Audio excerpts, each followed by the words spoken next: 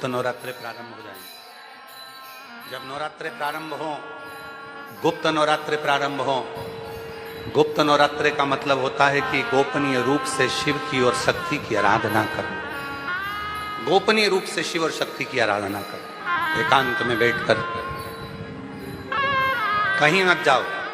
तुम्हारा मन करे गुप्त नवरात्रे में 24 घंटे में से अगर 5 मिनट निकाल लो और 5 मिनट बैठकर कुछ मत करो। अपने हाथ में भी अगर एक गुप्त रुपया, कोई सिक्का, 1, 2, 5, 10 जो भी सिक्का तुम्हारे पास में हो, चांदी का हो या 1 रुपया का हो या सोने का हो या हीरे का हो, जो भी हो तुम्हारी मर्जी, या अपना ये रुपया जो आप लोग आरती में चढ़ाती हो, कोई सा भी 1 रुपया अपने हाथ में रखकर बेलपत्र के साथ अगर प्रतिदिन शिव के मंत्र का जाप करती हो और माँ आदिशक्ति के नाम का एक दीपक शिव के मंदिर में अगर लगा देती हो या देवी के मंदिर में शिव के नाम का दीपक लगा देती हो और वो रुपया, वो बेलपत्र 9 दिन तक अपने हाथ में रोज रखना है। 5 मिनट रखो, 2 मिनट रखो और उस रुपये और बेलपत्र को अपने पास रखो।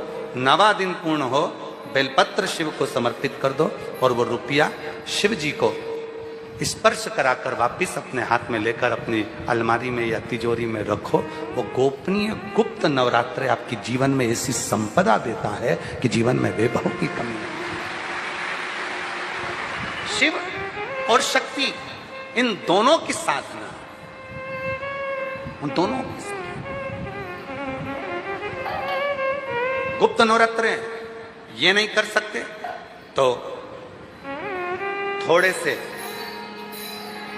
अनार का रस या अनार के दाने, थोड़े से 2-4 दाने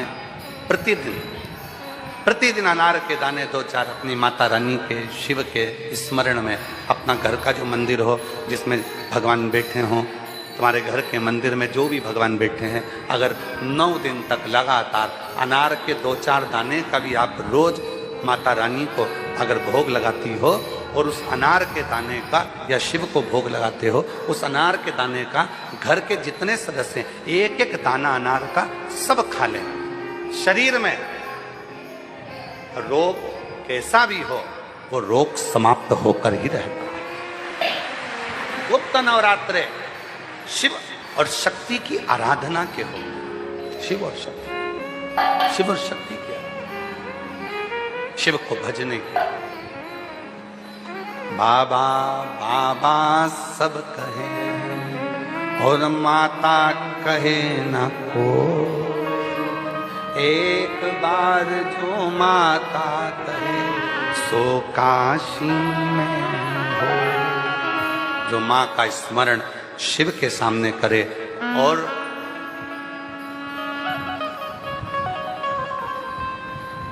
शिव का स्मरण माता के सामने करे तो माता प्रसन्न हो जाती है। प्रसन्न। देवी को प्रसन्न करने के लिए अग्नि की जरूरत पड़ती है और शिव को प्रसन्न करने के लिए जल की जरूरत पड़ती है। जितने देवी के उपासक हैं या अष्टमी नवमी पूजने वाले हैं, वो कंडा जलाकर, गोबरी जलाकर, गाय का गोबर सूख जाता है उसको जलाकर उसमें धूप छोड़ते हैं। मालपुआ या पूड़ी या खोट या सब्जी जो भी बनता है उसको छोड़ते हैं। अष्टमी नवमी पर पूजन करते हैं, धूप देते हैं, अग्नि में छोड़ते हैं। क्यों छोड़ते हैं? क्योंकि देवी अग्नि से प्रसन्न होती है और शिव जल से प्रसन्न होता है। जल से, देवी अग्नि से और शिव जल से प्रसन्नता हमें सुख देती। केवल 4 नवरात्रे होते हैं, 2 गुप्त होते हैं, एक चित्र का होता है, एक शरदी होता है। केवल 4 नवरात्रे ऐसे होते हैं जिन नवरात्रे में शिव जी के मंदिर में अगर दीपक भी लगाया जाता है तो लंबी बत्ती का लगाया जाता है। बाकी के समय में शिव के मंदिर में गोल बत्ती का दीपक लगता है। क्यों? कहते हैं 64 योगनियां।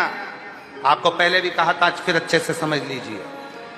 ये शिवलिंग है, ये जलाधारी है, ये पानी बहता है, बीच में अशोक सुंदरी है, राइट में गणेश जी हैं, लेफ्ट में कार्तिकेय हैं। शिवलिंग के ऊपर जो जल टपकता रहता है वो शिव जी की 5 लड़कियां, जया, विषहरा, शामलीबारी, दौतली देव है। ये पीठिका पार्वती जी का हस्तकमल, ये पीठिका पार्वती जी का हस्तकमल।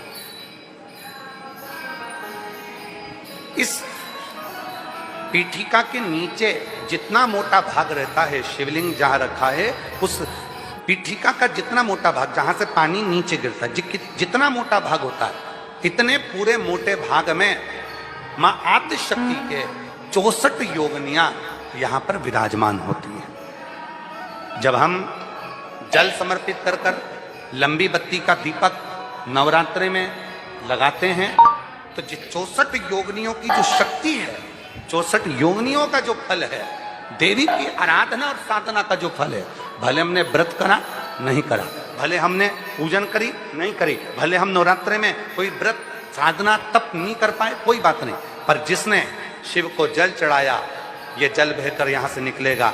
वहीं पर सम्मुख में शिव के लंबी बत्ती का घी का यदि दीपक लगाया, और कितना दीपक कैसा, तो कहा जब हम शिव को नवरात्रि में केवल दिया लगाने के लिए जाते हैं, लंबी बत्ती होती है, तो उस दिए के अंदर घी को ज्यादा नहीं भरा जाता, केवल बत्ती को डुबोया जाता है और उस दिए में रखा जाता है, जलाया जाता है। शिव और वो 64 योगिनियां जो यहां विराज रही हैं, यहां शिवलिंग मां आदिशक्ति दुर्गा भवानी, गणेश जी, कार्तिकेय, अशोक सुंदरी, शिव जी की 5 लड़कियां और ये 64 योगिनियां, और 64 योगिनियों के बाद में जो ये जल बहकर जाता है जितनी दूर तक, यहाँ 33 कोटि देवताओं का स्थान होता है। इसलिए हम जब लंबी बत्ती का दीपक लगाते हैं जल चढ़ाकर नवरात्रि में, तो शिव की आद्य शक्तियां हमको सुख प्रदान करना प्रारंभ कर देती हैं और हमारे भंडार में कोई कमी नहीं,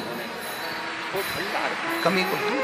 इसलिए कई लोगों ने तो गीत भी बनाया है, भजन भी बनाया है, वो कहते हैं ना, मैं तो लाई हूं दाने अनार के, मेरी मैया के 9 दिन बाहर के।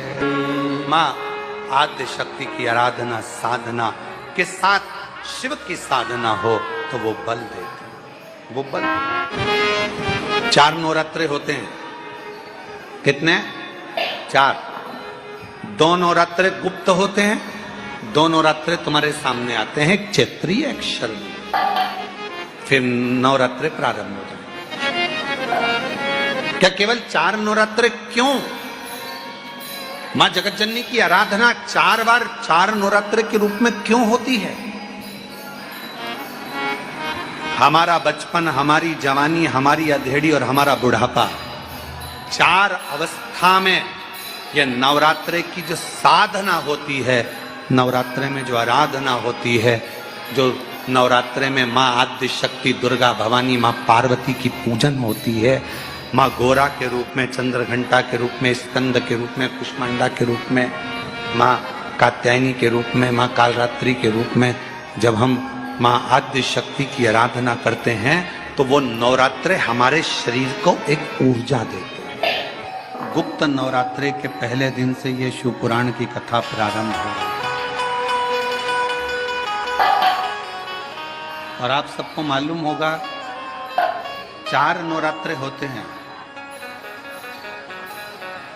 उन 4 नवरात्रे में 2 नवरात्रे गुप्त माने गए, और उसमें भी जो आषाढ़ महीने का जो नवरात्रा आता है, जो आज से प्रारंभ हुआ है, कहते हैं अगर कोई स्थिर होकर एकांत में बैठकर भगवान शंकर के नाम का मात्र संबोधन श्रवण कर लेता है, सुन ले, गुनगुना ले, शिव को याद कर ले, तो कहते हैं शिव और शक्ति की दोनों की कृपा उसके ऊपर बनी ही रहती है। और फिर निवेदन करेंगे, आज से नवरात्रे प्रारंभ हुए हैं, 9 दिन तक, ये गुप्त नवरात्रे के 9 दिन, अगर आपको ऐसा लगता है कि शिवजी आप बाबा मेरी नहीं सुन रहा, बहुत संघर्ष का जीवन चल रहा है, बहुत परेशानी का जीवन चल रहा है, बहुत कष्ट का जीवन चल रहा है, और कोई मंजिल, कोई राह, कोई मार्ग दिख ही नहीं रहा, तुम्हारा कैसा भी दुख है, जो आज गुप्त नवरात्रि प्रारंभ हुए जून से। आज से 9 दिन तक का एक नियम ले लो गुप्त नवरात्रि में कि मुझे शिवजी के मंदिर में अशोक सुंदरी वाली जगह पर एक बेलपत्र माँ हेमवती माता के नाम से, कौन सी माता? हेमवती, माँ हेमवती के नाम से एक बेलपत्र अशोक सुंदरी वाली जगह पर समर्पित करो। 9 दिन का एक नियम धारण करो और 12वें या 15वें दिन आप देखिए आपका जो दुख है मेरा बाबा उसको काट कर ही रहा। गुप्त नवरात्रे जो आज से प्रारंभ हुए हैं, गुप्त नवरात्रे जो आषाढ़ महीने का ये गुप्त नवरात्रा है, इस नवरात्रे में हेमवती माता का स्मरण करना, एक बेलपत्र का पूजन करना या एक बेलपत्र के वृक्ष के नीचे आप 9 दिन तक भी, अगर मंदिर तक भी नहीं जा सकते, मंदिर में आप बेलपत्र रखने नहीं जा सकते, तो आपके घर के आंगन में, द्वारे पर, बगीचे में, आपके घर के पास अगर कोई बेलपत्र का पौधा है, वृक्ष है, उस बेलपत्र के वृक्ष के सामने एक बेलपत्र का पत्ता रखकर भी अगर आप उस पर जल चढ़ा रहे हैं या पूजन कर रहे हैं हेमवती माता के नाम से, तो उसका फल आपको मिलेगा। और मान लो बेलपत्र का वृक्ष भी नहीं है, हम मंदिर भी नहीं जा सकते, हम कहीं नहीं जा सकते, घर से बाहर कैसे निकलें? पानी तेज है, जलवृष्टि हो रही है, बहुत सा पानी है, तो क्या करें? अपने घर में जो शिवलिंग है, तुम्हारे घर में अगर जो शिवलिंग है, तुम्हारे घर में जो शिवलिंग विराजमान है, उसी शिवलिंग के साक्षी में, सम्मुख में भी अगर हेमवती माता का नाम लेकर अगर एक बेलपत्र समर्पित करोगे 9 दिवस तक, तो उसका फल मिलेगा जरूर, उसका फल मिलेगा। फिर से बोलो, कौन माता? हेमवती। कौन है ये? शिव महापुराण की कथा कहती है, जब माता पार्वती जी हिमालय राज के घर में प्रगटी और हिमालयों की कंदरा में बैठकर मां पार्वती जी तप साधना में लीन हुई, जितनी परीक्षा भगवान शंकर ले सकते थे, शिव जी ने सारी परीक्षा ली। ब्रह्मदेव परीक्षा लेने आए, भगवान नारायण परीक्षा लेने आए, इंद्रदेव आए, सप्तऋषि आए, सारे साधु संतों को परीक्षा लेने भेजा, पर मां उन परीक्षाओं में पास होती चली गई। तब भगवान शंकर ने दर्शन देकर कहा, पार्वती आज से तुम्हारा नाम हेमवती रहेगा। सुनो पार्वती, तुम्हारे इस नाम की आराधना जो तुम्हारे गुप्त स्वरूप में करेगा, उसको मनवांछित फल की प्राप्ति हो जाएगी। और वो फल, आज कथा अगर प्रारंभ हुई है और आप लोगों को मौका मिला है, तो इस कथा का स्मरण अपने जीवन में जरूर करें। अगर इस गुप्त नवरात्रि के अंतर्गत 9 लाल फूल और 5 श्वेत पुष्प, ये दोनों, लोग कहते हैं गुप्त नवरात्रि में हम देवी की आराधना करें, गुप्त नवरात्रि में हम भगवान की आराधना करें, पर शिव महापुराण की कथा कर रही है, भगवान शंकर का चरित्र कथा है। अगर आपने देवी भागवत का स्मरण किया हो या भगवान शिव की एक पवित्र आनंदमय कथा स्कंद पुराण के काशी खंड में अगर सुनी हो या उसमें भी नहीं पढ़ पाए हो, तो शंगी ऋषि के चरित्र में आता है, शंगी बाबा ने वर्णन किया है कि किसी भी स्थान पर यदि हमारे घर में 2 शिवलिंग है, नहीं है, तो किसी अपने घर के गमले में, बगीचे में 2 पार्थिव लिंग का निर्माण, उसमें एक शिवजी का स्मरण करें और एक में माता पार्वती जी का स्मरण। एक पर 9 पुष्प लाल और एक पर श्वेत पुष्प 5 समर्पित करें, बाबा की आराधना करें, घी का दीप लगाएं, पूजन करें और बाद में उन शिवलिंग को, उन पुष्पों को विसर्जन कर, किसी भी नदी में, तालाब में, बावड़ी में, वहां नहीं विसर्जन कर सकते हैं तो किसी वृक्ष के नीचे उनका विसर्जन कर। और ये नवरात्रे, ये जो गुप्त नवरात्रे हैं, इस महीने में जो गुप्त नवरात्रे आती है, इसी के अंतर्गत इसका पूजन है। एक बार हमने पहले वर्णन किया था, जिसके यहाँ संतान नहीं होती उसके लिए भी पहले जो आषाढ़ के महीने में जो गुप्त नवरात्रे आते हैं उसका स्मरण कराया था। चाहे गुप्त नवरात्रे हो, चाहे सर्व नवरात्रे हो, केवल देवी की आराधना कर रहे हैं और सोचें कि हम माता जी की आराधना कर रहे हैं और माता जी हम पर प्रसन्न हो। शिव महापुराण की कथा कहती है, कोई सी भी नवरात्रे में अगर आप शंकर भगवान की आराधना के साथ देवी की आराधना करेंगे, तो शिव महापुराण की कथा कहती है, महादेव शिव और शक्ति दोनों ही कृपा जरूर करते हैं, ये निश्चित। अगर हम शिव महापुराण की कथा को देखें तो माता पार्वती जी अपने तप को कर रही हैं। माँ जगज्जननी, माँ अम्बा, माँ जगज्जननी दुर्गा भवानी, अष्टभुजा धात्री माँ दुर्गा, माँ भवानी, माँ देवी अगर शिव जी को प्राप्त करने के लिए कोई व्रत कर रही हैं, शंकर भगवान को प्राप्त करने के लिए कोई साधना कर रही हैं, भगवान को पाने के लिए कोई उपास कर रही हैं, यहाँ तक शिव महापुराण की कथा कहती है कि उन्होंने भोजन त्याग दिया, जल त्याग दिया, फल त्याग दिया। शिव महापुराण की कथा कहती है केवल वृक्ष की पत्तियों को ग्रहण करती, वृक्ष की पत्ती को भी छोड़ दिया था।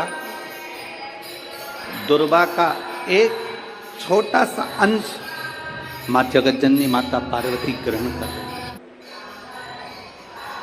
एक छोटा सा अंश दुर्वा का, वो भी छोड़ दिया था। और जब माता पार्वती जी ने पत्ती छोड़ दी, दुर्वा खाना छोड़ दिया, फल खाना छोड़ दिया, भोजन करना छोड़ दिया, जल पीना छोड़ दिया, तब माता पार्वती केवल वायु का ही पान करती थी, केवल वायु का पान करती थी। समय ऐसा आया कि माता पार्वती जी ने वायु का पान भी नासिका की एक स्वर से करना प्रारंभ किया। धीरे धीरे माता पार्वती जी ने वायु को भी अपने अंदर रोक लिया। तब देवादिदेव महादेव पार्वती जी के सम्मुख में प्रकट हुए और शिव जी ने पार्वती को वर प्रदान किया। शंकर जी कहते हैं, सुनो पार्वती, तुमने मेरी आराधना करी है, तुमने मेरी साधना करी है, मेरी साधना इतनी बलवान तुमने करी है कि तुम्हारी शक्ति प्रबल हो गई। पार्वती, आज मैं तुमको 2 वर देता हूं।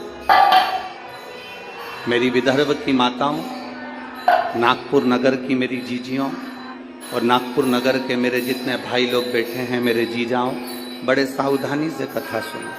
इस नवरात्रे के अवसर पर दिल से सुन लिया तो निश्चित है आपकी झोली खाली नहीं रहेगी, मेरा देवादिदेव महादेव भर कर ही भेजेगा। ये रीते ही आगे खाली ना जाता दर से तुम्हारे, खाली ना जाता दर से तुम्हारे, मैं भी खड़ी हूँ बाहें पसार, अपने हृदय से लगा लो गिरा जा रहा हूँ, उठा लो प्रभु अपने दर से, अब तो न टालो, गिरी जा रही हो, उठा लो। शिवजी ने माता पार्वती को 2 वर दिए और वो दोनों वर आपके ध्यान में रहना चाहिए, आपके स्मरण में रहना चाहिए। शंकर भगवान ने माता पार्वती को 2 वर दिए जब माता पार्वती ने तप साधना की। पहला वर मां पार्वती जी को देते हैं भगवान देवादिदेव महादेव, जो नारी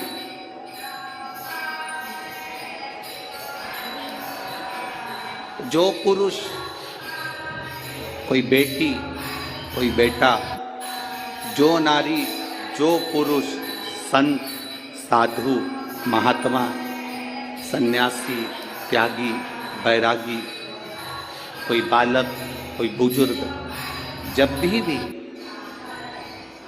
किसी व्रत को धारण करेगा कोई भी व्रत हमने अपनी जिंदगी में उठा लिया, कोई व्रत धारण करेगा तो शंकर भगवान कहते हैं उस व्रत को पूर्ण करने की शक्ति, बल पार्वती तुम और मैं, शिव और शक्ति दोनों प्रदान करेगी। जब भी कोई व्रत उठे,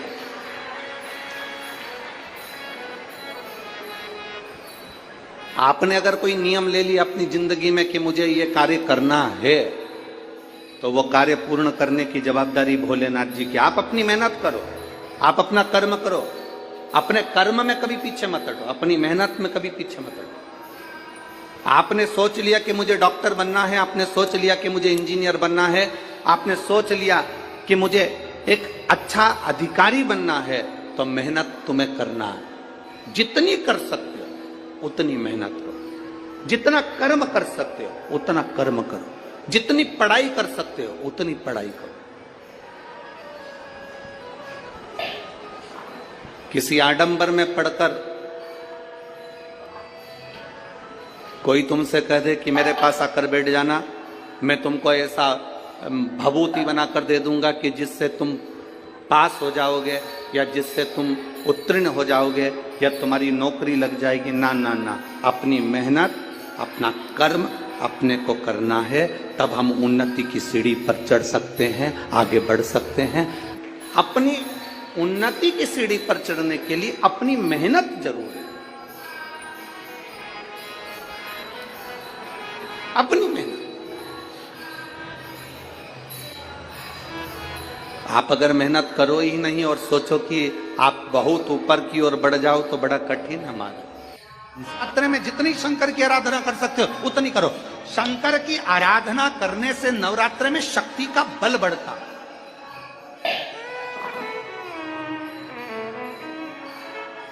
शक्ति का क्यों मुरली, नवरात्र में शंकर जी की आराधना क्यों करना चाहिए? हमने कहा अगर माता रानी से जो मांगना है तुम्हें, अगर तुमने नवरात्र में शिव जी की आराधना करिए, शंकर की कथा सुनिए, शंकर की आराधना करिए, शिव स्तुति करिए, शंकर को एक लोटा जल चढ़ाया, मां आद्य शक्ति तुम्हारे पर कृपा करेगी। क्यों? क्योंकि जिस स्थान पर शिवलिंग रखा होता है और जो हस्त कमल है वो मां पार्वती, जगत जननी दुर्गा भवानी है। जब हम जल चढ़ाते हैं, मां आद्य शक्ति अम्बा जगदम्बा 64 योगिनियों पर वो जल चढ़ जाता है और जगत जननी नवरात्र में प्रसन्न हो जाती है। वो जल की इतनी महत्वता। आद्य शक्ति को प्रसन्न करना है, नवरात्र में शिव जी को जल चढ़ा।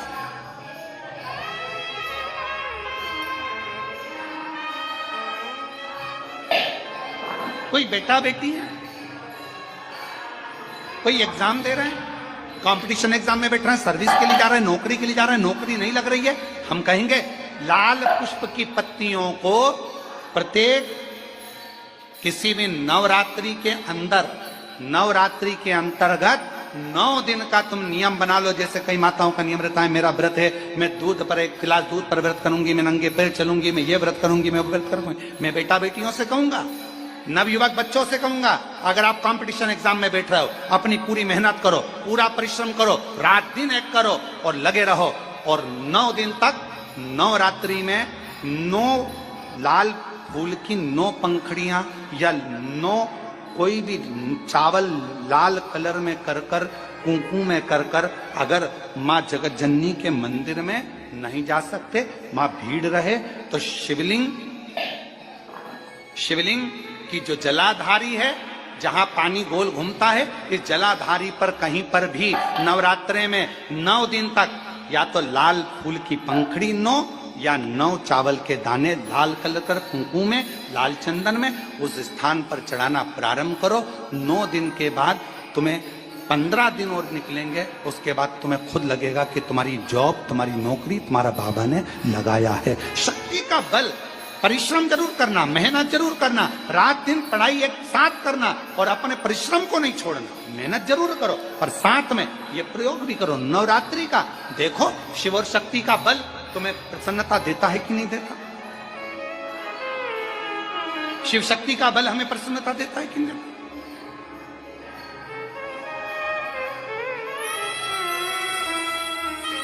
अब कई लोग ऐसे होते हैं, हम नवरात्रि आई है, माता रानी को भज रहे हैं, जगत जननी दुर्गा भवानी को भज रहे हैं, पर शिव जी के मंदिर तक नहीं जा रहे, समय नहीं मिल रहा मंदिर जाने का, क्योंकि माता जी के मंदिर जाते हैं, माता जी को प्रणाम। अरे उस शंकर को पहले भजो, सुबह उठते से पहला एक लोटा जल शिव को, क्योंकि उसी के माँ जगत जननी हस्तकमल पर जल जाना जरूरी है। शंकर का चढ़ा वो हमें फल प्रदान, सुख दे, आनंद। देवी जी का दर्शन करा है तुम लोगों ने? अरे बोलो तो जम के करा। तलवार है उनके हाथ में, ठीक है। काय पे बैठी हैं? शेर पे। तुम मोटरसाइकिल पे बैठ के इतनी घबरा जाती हो कि कोई तुम्हें घूर के देख ले तो तुम्हारी आंख में आंसू आ जाता है। वो भवानी है, दुर्गा शेर पर बैठी थी। शुंभ और निशुंभ दोनों राक्षसों ने आकर कह दिया था, ए सुंदरी, हम दोनों में से एक से तू शादी कर ले तो बच जाएगी, नहीं तो मर जाएगी।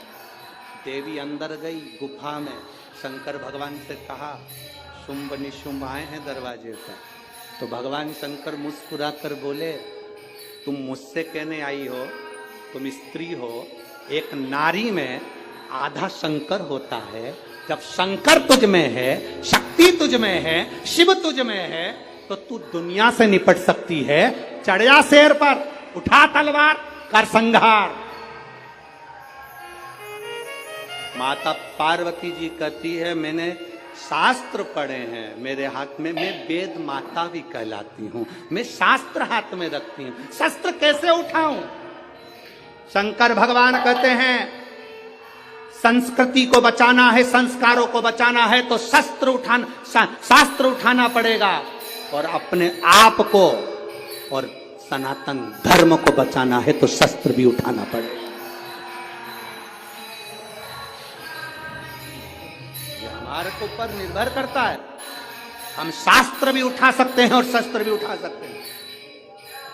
माँ जगजननी दुर्गा भवानी का दर्शन करने जाओ तो उस माता को प्रणाम कर कर उससे कहकर आना, माँ जब शास्त्र की जरूरत हो तब मुझे शास्त्र देना, और जब शस्त्र की जरूरत हो ऐसा बल देना, ऐसा शस्त्र देना कि दुनिया के लोग याद रखें। हम याद रखें। कभी जिंदगी में मौका मिले तो 5 दुर्बा, कितनी दुर्बा जम के बोलो जरा, 5 दुर्बा 1 बेलपत्र। कभी अगर मौका मिले जीवन में 5 दुर्बा 1 बेलपत्र, 1 अक्षत, 1 चावल का दाना, और तीनों पत्तियों पर लगा हुआ चंदन।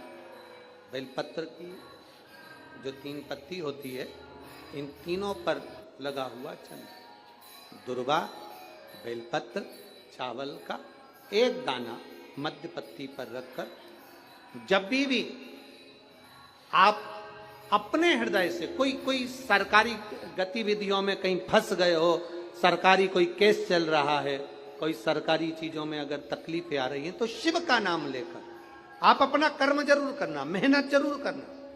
कर्म के साथ में शंकर पर विश्वास रखकर 1 अक्षत का दाना, 1 बेलपत्र, 5 दुर्बा हाथ में लेकर शिव का स्मरण कर कर श्री शिवाय नमस्तुभ्यम कहकर, अगर श्री शिवाय नमस्तुभ्यम भी नहीं कह सकते, पंचाक्षर मंत्र नमः शिवाय, षडाक्षर मंत्र ओम नमः शिवाय, या फिर श्री शिवाय नमस्तुभ्यम बोलकर शिव को जो स्थान आपको बताया, स्थान देखा है, फिर ध्यान देंगे, अशोक सुंदरी से शिवलिंग के बीच की जो खाली जगह देख रहे हो आप लोग, एलईडीओं पर ध्यान देना। एलईडी और अपने अपने मोबाइल पर अगर आप कथा सुन रहे हो, या यहाँ पंडाल में कथा सुन रहे हो, या आस्था चैनल पर सुन रहे हो, तो वहाँ शिवलिंग, अशोक सुंदरी का स्थान, बीच में जो खाली जगह है, इस खाली जगह पर बेलपत्री और दुर्वा का जो पीछे का भाग है, वो पीछे का भाग अशोक सुंदर की ओर होना चाहिए, अशोक सुंदर की ओर उसका भाग हो जाए।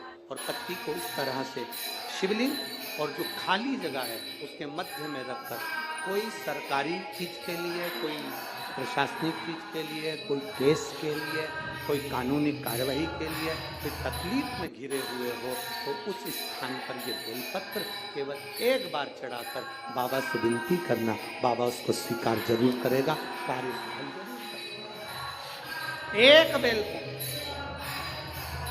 शिव भक्ति के लिए, एक बेलपत्र के लिए।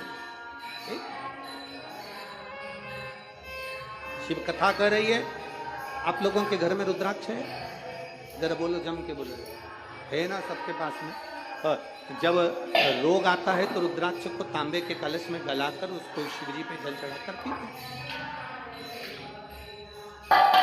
और यदि जिस दिन तुमको लगे कि आज मेरा मन शांत नहीं, आज मेरे घर में अशांति सी लग रही है, क्लेश बहुत है, मन में शांति नहीं है, टेंशन बहुत चल रहा है, उस दिन थोड़ी देर के लिए लेफ्ट हाथ में रुद्राक्ष का मन का, सीधे हाथ से बाबा देवादिदेव महादेव का हाथ रखकर शिव जी के नाम का स्मरण कर कर महामृत्युंजय याद हो तो वो जपने, ना हो श्री शिवाय नमस्तुभ्यम जपने, ना हो पंचाक्षर षडाक्षर जपने। केवल 3, 5 या 7 बार बोल लो, उस रुद्राक्ष को हृदय से लगाकर वापिस जहाँ रखा था वहीं रख दो। आपको 15 मिनट के अंदर अंतर मालूम पड़ जाएगा कि घर के अंदर शांति हुई कि नहीं हुई। ये प्रैक्टिकल जरूर करना, कहीं सियोर वाला हमारा झूठ तो नहीं बोल रहा, इसलिए प्रैक्टिकल करना जरूरी है, प्रैक्टिकल बहुत जरूरी है। देवी जी की स्थापना होती है, तांबे का, पीतल का, स्टील का, मिट्टी का, कौन सा घड़ा, कौन सा घड़ा रखते हैं? काय का रखते हैं? मिट्टी। काय का घड़ा रखते हैं? मिट्टी।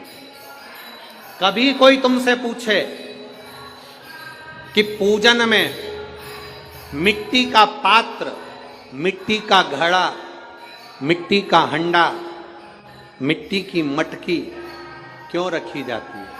यदि कोई तुमसे पूछे तो तुम्हें उत्तर देना है, ये मिट्टी का हंडा, मिट्टी का मटका, मिट्टी की मटकी कलश में रेणुका माता के नाम से रखी जाती है, जो अखंड सौभाग्यता प्रदान करती है।